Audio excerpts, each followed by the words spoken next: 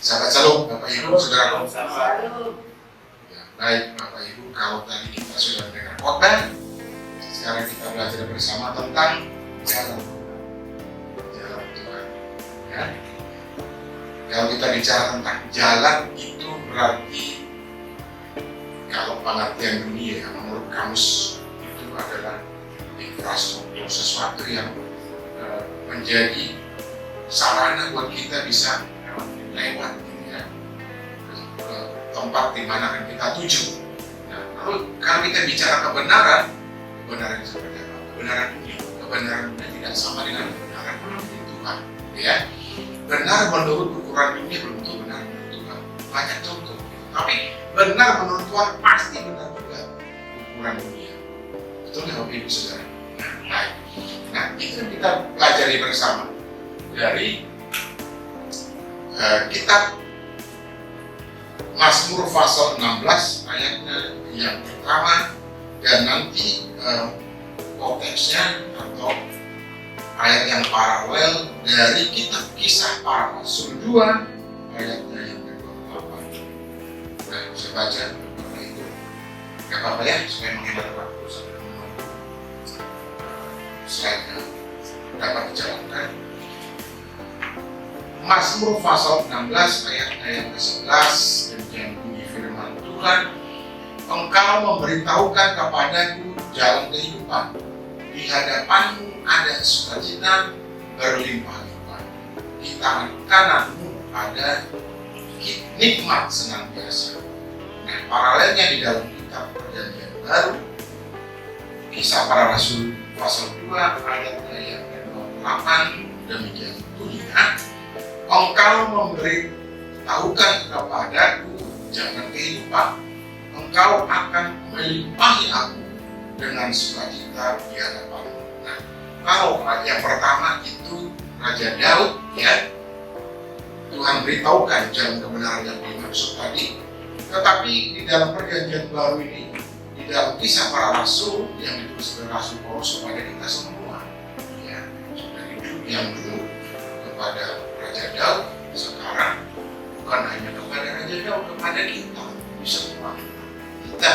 Kita yang ada di sini, mungkin juga di luar ini, yang mengimani Yesus manusia, ya. Nah, oleh karena itu saya beri judul untuk pengajaran sahabat ini, menggapai jalan kehidupan. Mari dikatakan jalan kehidupan. Jalan kehidupan. Apa jalan kehidupan? Tadi kalau secara dunia, secara ilmu pengetahuan kan, secara bahasa Indonesia itu kan. Tapi kalau menurut iman kita, jalan kehidupan itu yaitu Yesus sendiri. Tapi belum ada jalan itu kan belum ada Yesus. Nah, itu tadi padanannya itu paralelnya di Kisah Para Rasul ayat 8. Yesus Manusia dimaksud pada zaman itu hanya kepada Yahweh, sekarang kepada Yesus Manusia kita beriman. Ya, jadi jalan kehidupan ya kita mengetahui, memahami, melakukan kehendak Tuhan. Itu yang diinginkan. Mari kita selidiki lebih jauh, Pak Ibu, ya. Jalan kehidupan ternyata bukan hanya kita Mazmur pasal 16 ayat 11 ya tadi ya. Kalau di sini 16 ayat 1. Ini lagi-lagi salah. Sebenarnya 11 kurang angkanya 1. Kurang 1. Biasanya kalau kita nitip uang jadi berkurang. Ya, kalau yang ini satunya kurang. Tapi karena saya baca, kita boleh tahu semua gitu. Oh, ini isinya lain, Pak. Nah, saya baca tadi ya, ayat 11. Nah, kita bicara jalan kehidupan, kita juga bicara apa yang ditulis di dalam Amsal. Kita kan banyak membuka firman Tuhan. Di dalam Amsal pasal yang ke-20, ayatnya yang ke-24, saya baca dengan kita, bunyinya seperti ini. Langkah orang ditentukan oleh Tuhan, Yahweh maksudnya. Tetapi bagaimanakah manusia dapat mengerti jalan hidupnya? Nah, jadi langkah kita itu sebenarnya sudah diketahui oleh Bapak Yahweh, Tuhan. sudah dikatakan bahwa sejak kita di dalam kandungan, ditenun di dalam kandungan, kita sudah tahu arahnya kemana. Seperti kata Pak Yakob tadi, arahnya kemana, sudah tiba di mana, tiba akan sampai di mana. Ya, dikatakan orang tidak bisa mereka-reka jalan hidupnya. Saya harus seperti ini, harus seperti itu. Firman Tuhan katakan, firman juga kan yang mengatakan kita boleh berencana tapi keputusan ada di tangan. Kita buat jalan kita, jalan yang paling bagus. Kalau kita analogikan, kita pengen kemana di sana. Provokator, mau ke Cilacap, ada nggak jalan tol? Ada jalan tol. Tapi ada juga kan jalan yang jalan yang ini. Ada kan? Saya mau tanya melihat siapa? Pak Istri sama Pak. Oh Pak Istri saja. Kiri ya. Melihat ke ada kan? Nah, Bapak bisa pilih kan? Jalan tol atau jalan biasa. Itu kalau ukuran dunia. Kalau maunya Bapak ya, maunya Tuhan, ada nggak jalan lain menuju keselamatan? Nah, ada hanya satu. Sempit tadi katanya, kan begitu kan? Orang gendut, orang yang badannya agak besar susah masuk, paling kali begitu. Ya, sempit pintunya terus. Tidak semua orang bisa masuk kan? Ya, tidak semua orang masuk. Berarti jalan itu khusus kepada siapa khususnya? Semua orang dapat nggak melalui jalan?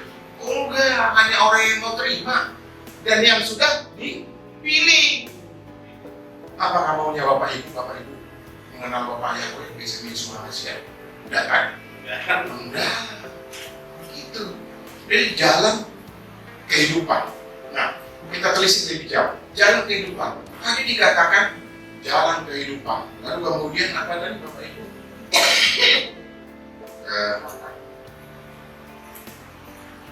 Dikatakan di hadapanmu, di hadapan Bapak ya, maksudnya ada sukacita berlimpah ya. Dan yang ketiga, di tangan kananmu ada nikmat senantiasa. Di tangan kanannya ada nikmat. Nah, kalau kita lihat Amsal 3 ayat 16 dikatakan, kalau orang ulang tahun kan biasanya ayatnya ini dipakai. Di tangan kirinya, di tangan kanannya umur yang panjang. Di tangan kirinya tadi ini kok di tangan kanannya kenikmatan. Yang namanya harta kan identik dengan kenikmatan. Betul apa Ibu? Memang ada sih yang punya harta, ini takut jadi mati karena harta. Takut ditaruh di bawah bantal uangnya, dolarnya. Dimakan ayam, makan ada Bapak. Untung baik Indonesia, berarti ya kan diganti kan. Jadi ada orang karena hartanya ketakutan lalu mati. Tetapi banyak orang menggunakan hartanya untuk kemuliaan. Nah, itu yang para disebut dermawan itu, orang yang suka menyumbang itu. Konon katanya Bill Gates juga ya. Bill Gates itu siapa sih Bill Gates? Maria? Siapa Bill Gates? Yang itu kita pakai yang di komputer itu kan suka menyumbang katanya. Nah, memang ada juga di sebelahnya berita-berita yang tidak sedap, berkaitan dengan vaksin. Nah, jangan diarahkan ke pikiran vaksin ya, jadi kontroversi ya. Katanya begitu. Nah, ya nggak apa-apa. Tetapi beliau menyumbang, itu fakta. Jadi hartanya tidak membuat dia jadi tersiksa, malah menyenangkan banyak orang. Syukur kalau disumbang nanti ke kekafiran yang bisa bekasi. Siapa tahu? Ada yang mustahil kan? Kita doakan terus. Maka suatu saat kita mari berdoa, Bapak Ibu, supaya Mr. Bill Gates menyumbang. Amin. Bisa? Saya nilai jadi Bisa nggak? Ya mudah-mudahan, tapi dikasih Bisa. Bisa aja kan? Kalau ada waktunya. Nah itu dia. Jadi ada orang punya harta, tetapi hartanya menolong orang lain. Amin. Ya, menolong pelayanan. Tetapi ada yang punya harta mati karena harta. Nah, simpan dimakan rakyat. Zaman dulu ada sendiri uang di dari 10.000, 100.000 jadi Rp1. Wow, sakitnya ini ya. Ada kan dulu ya seperti itu dalam sejarah perekonomian kita ada kan? Nah itu dia nggak berharga uang jadinya. Loh siapa yang bersalahkan? Uang keadaan kok. Nah seperti itu. Nah kembali lagi tadi dikatakan di tangan kanan panjang umur. Tetapi kok Amsal. Tetapi tadi Mazmur 16 ayat 11 mengatakan pada bagian air di tangan kanannya nikmat. Salah kan? Senantiasa selalu selamanya. Amin. Alias abadi. Nah, sekarang kita mau diskusi. Apakah itu salah? Ingat ya, firman tidak pernah salah. Iya dan amin. Lebih dari teori. Salah nggak itu? Tidak. Kenapa nggak salah? Karena itu Ini kan pengajaran kita diskusi. Karena firman Tuhan. Jadi kelihatannya bertentangan juga. Di sini tangan kiri harta identik dengan kenikmatan. Di sini tangan kanan. Mana yang benar? Bertentangan nggak? Seolah-olah bertentangan kan? Seolah-olah loh ya. Seolah-olah.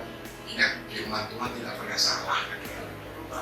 Dan ternyata setelah saya teliti Bapak Ibu, kenikmatan yang dimaksud menikmati hidup di dalam Tuhan, bukan menikmati hidup di dunia yang berlapan. Menikmati hidup Bapak Ibu di dalam Tuhan, kau akan bersenang-senang kan begitu. Amin. Betul nggak seperti itu? Iya betul. Iya. Jadi pengalaman menikmati hidup di dalam Tuhan, bukan menikmati hidup duniawi. Ingat begini Bapak Ibu, Tuhan Yesus suatu kali pernah mengatakan, marilah kita ke gunung. Untuk apa maksudnya? Yang ini dikejar-kejarkan 5.000 orang, nggak tahan juga, diajar juga kan, terjadi kan, jicat kan. Karena kan Tuhan mengatakan seperti itu, Tuhan Yesus mengatakan, mari kita ke gunung. Untuk apa? Istirahat. Untuk apa? Itu kalau bahasa sekarang disebut healing, ya. Nah, baca kan? Agar mau wisata barangkali seperti itu. Refreshing. Nah, refreshing. Begitu mau refreshing, saya ingat kita harus ada tempat yang padat. Amin. Harus ada. Iya. Nah, rencana kita sesuai dengan kehendak Tuhan pasti jadi. Amin. Ya, jadi kita ternyata harus menikmati hidup, jangan uangnya disimpan-simpan akhirnya dimakan rayap. Terjadi sendiri uangnya terpotong, atau maaf ini bawa rampok, dibawa rampok datang untuk pencuri datang untuk nah itu dia. Dan belum itu apa? Ya gunakan uang kita untuk apa? Tadi sudah, bahkan padat sudah, listrik minyak sudah kan itu sudah direncanakan ya. Kebaktian barangnya itu artinya kita perlu menikmati alam yang diberikan oleh Tuhan, itu maksudnya. Jadi bukan kenikmatan yang semu, kenikmatan dunia ini Bapak Ibu semu, sementara enak tidak. Tetapi kalau kita menikmati ciptaan Tuhan, apakah gunung yang apa indah ya? Tinggi dan indah. Tinggi dan indah, oke. Ya. Hijau juga bisa. Hijau. Ada gunung kuning ya? Udaranya segar. Udaranya segar. Nah itu dia. Ini jadi teringat sentul kalau begini. Mantap jadi. Ya, amin. Nah itu dia, jadi menikmati hidup maksudnya, menikmati ciptaan Tuhan, alam yang indah. Amin. Nah kalau kita berani dikit, kita nanti arum cerang disentul. Berani kan kalian berani? Berani. Saya enggak ya? Ya berani. Ibu berani? Oh enggak. Padahal tiket sebenarnya nggak bakal juga. Ada juga itu pemahamannya di situ, nggak lepas. Kan bayar kan gitu. Kalau nggak Kapan berani. nggak bayar? Kan itu Bapak Ibu. Jadi menikmati hidup maksudnya bukan kesia-siaan, bukan kesenangan dunia, bukan kita joget-joget, bukan kita jatuh dari panggung, bukan itu maksudnya. Ada kan gitu, kan joget jatuh, terus datang joget-joget suaminya, datang istrinya, ditarik-tarik lagi, malu kan? Nah itu namanya kenikmatan dunia, beda dengan yang dimaksud Amsal ini, penulisnya sama. Kok gitu tentang? Oh, kita harus selidiki. Nah inilah yang kita temukan kenikmatan di dalam Tuhan maksudnya. Jadi nggak salah ya saya ulangi, menikmati alam ciptaan. Oh, saya kan uangnya nggak ada Pak. Ya nabung dong. Saya nabung Bapak Ibu sehari 10.000, nggak terasa tahu-tahu bisa 1 juta sekian 6 bulan, 1 semester. Oh, bisa kemana? Oh, bisa kesentuh kan itu misalnya. Oh, nggak ada uangnya Pak. Ya dekat sini ada, misalnya Bekasi ada Danau Pambelang situ ada tuh, ya kan? Ini ada angsana, ada bisa naik kan gitu. Ada juga di kampung apa itu? Kampung Bambu ada kan di situ. Kalau nggak ke Cibarusah lebih jauh dikit kalau tabungannya banyak. Ada buayanya itu, ya kan? Kita melihat saudara kita di situ, maksudnya sama-sama ciptaan Tuhan kan? Betul nggak Bapak? Betul nggak? Sama ciptaan Tuhan kan? Iya. Kita bisa menikmati apa yang Tuhan berikan. Dengan apa? Dengan uang. Uangnya dari mana? Yang nabung dong. Mumpung ada Pak, berdoa. Berdoa pasti dikasih. Amin. Amin. Ya. Nah, dikatakan juga di dalam nats ini tadi sukacita. Nah, sukacita yang seperti apa? Sukacita yang bagaimana? Apakah sukacitanya karena kita dapat nilai ini uang, dapat proyek yang baru misalnya, mungkin ada kliennya yang baru, gitu. Ada murid yang baru ya Pak Jonet. Nah, jadi bukan beliau lagi membiayai, tapi muridnya yang membiayai. Terus Bapak Kristen ya? Iya. Mau nggak kalau saya berangkatkan ke Israel gitu misalnya? Mau nggak Pak Jonet? Amin. Terutama ke surga. Itu nih. Surga berarti selesai pelayanan. Perjuangan selesai. Perjuangan selesai. Dan bisa lagi yang bagian ketiga, menikmati alam ciptaan Tuhan. Setelah urusan di dunia selesai. Nah, Inggris. ya itu ya tertunggu. Memang benar juga. Kan semua ke sana kan. Iya. Saya teringat itu waktu kapan tuh. Izin ya Pak Senjaya, Pak Teresa. Ketika tahun 2020 ya, kita bulan November kami ke Bank Rakyat Indonesia ya. Iya. Saya bilang begini, saya masih sedikit. Apa yang dikatakan oleh Pak Sekjen, semua juga nanti akan ke sana. Saya langsung kau gitu. Iya, katanya gembala kok. Itu seasa gitu. Enggak jujur. Nah seperti itu, jangan seperti itu Pak, langsung menikmati ini. Saya Iya, emang cepet-cepet ke surga itu enak Pak. Iya, banyak sengsaranya. banyak sengsara. Dan Tuhan memang ada seperti itu.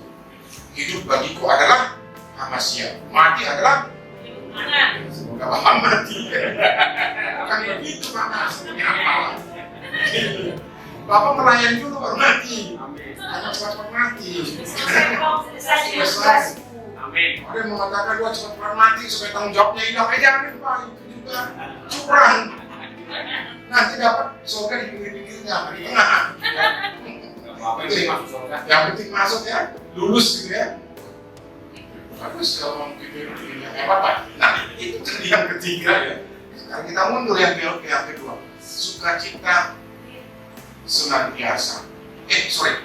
Sukacita berlimpah-limpah.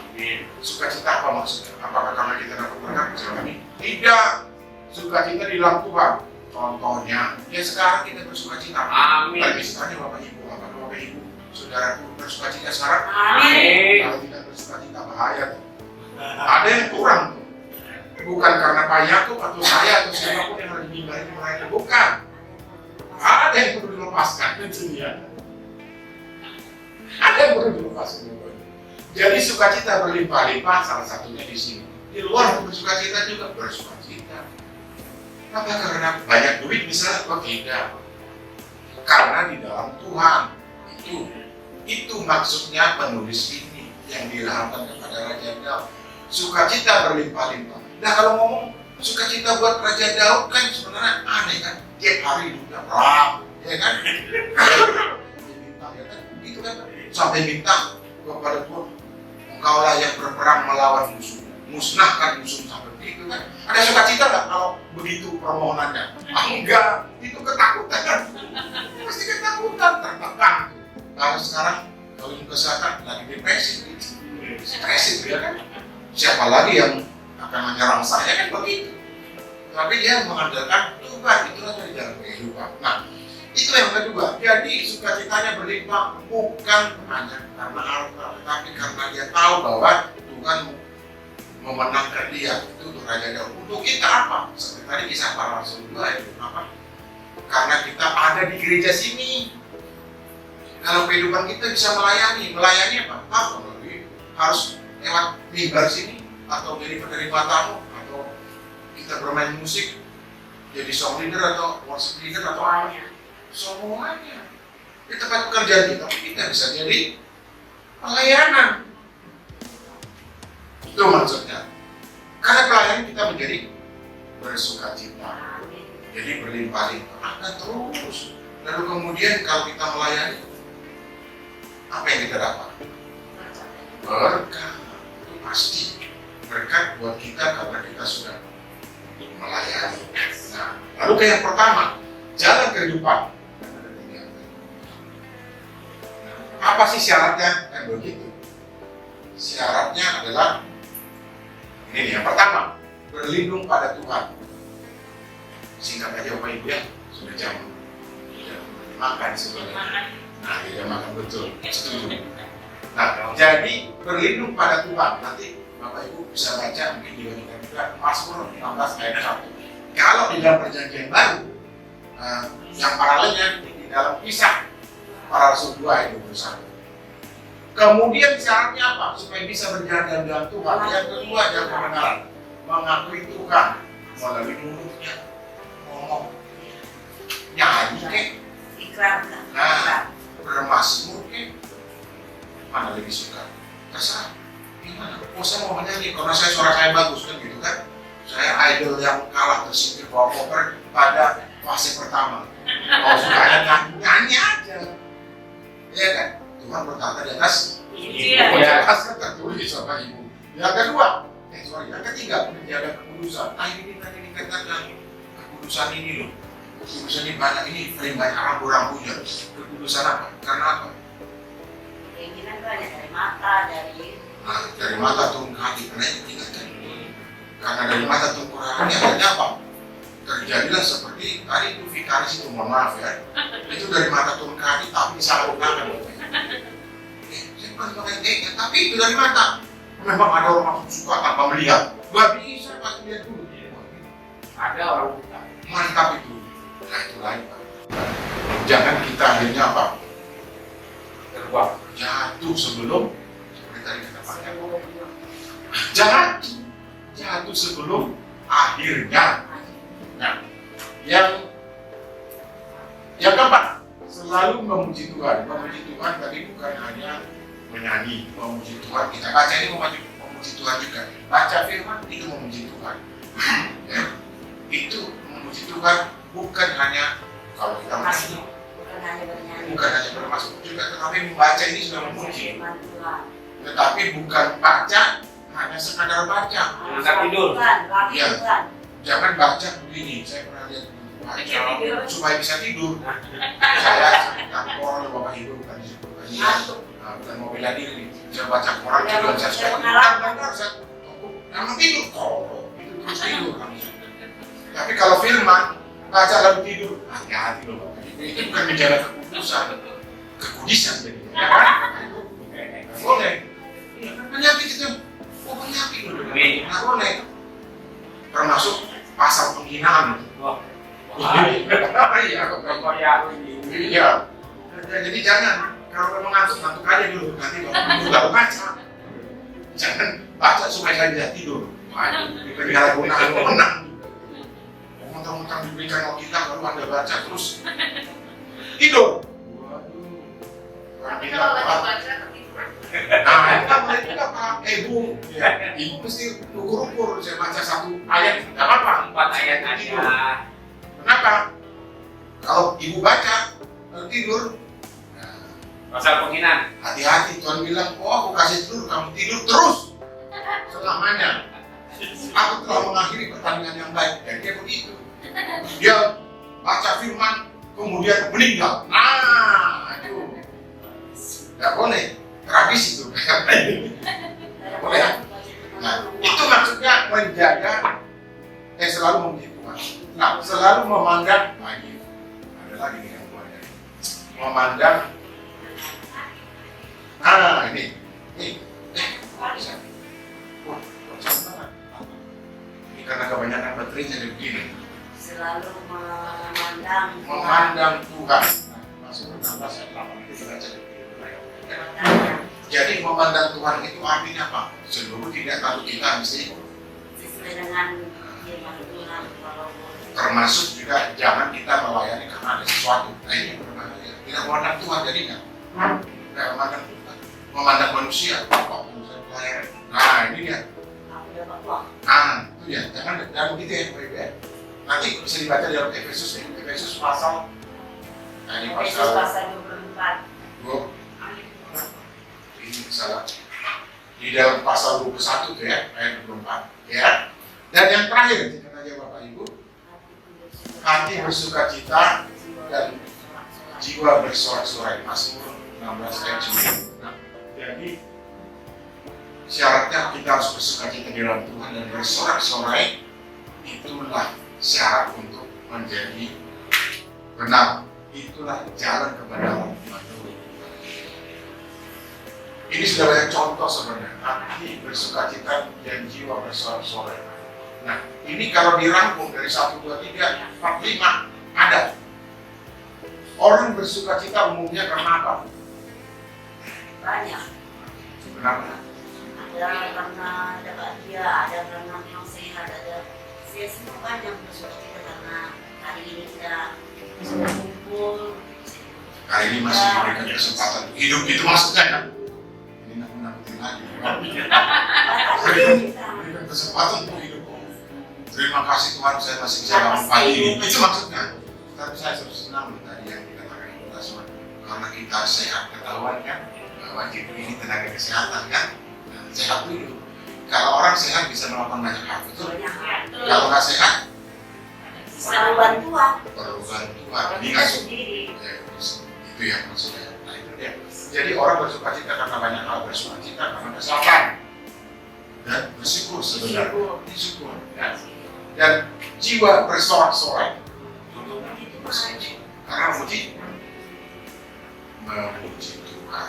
Nah, bersorak-sorai karena Tuhan, memuji Tuhan. Jadi bersorak-sorai juga karena kita merasakan bahwa ada pertolongan Tuhan dalam kehidupan kita. Dan kemudian kita juga seperti tadi dikatakan kita tahu mau kemana kita. Oleh karena itu kita bersorak-sorai. Jadi jalan kebenaran itulah maksud, inilah syaratnya.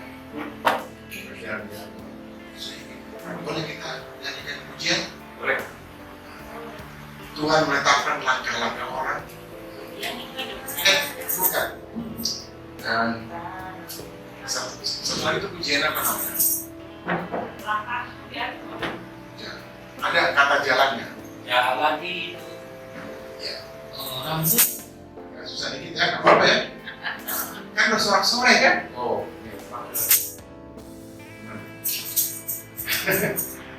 Dari mana tuh? Oh, nggak susah kan? Nggak susah.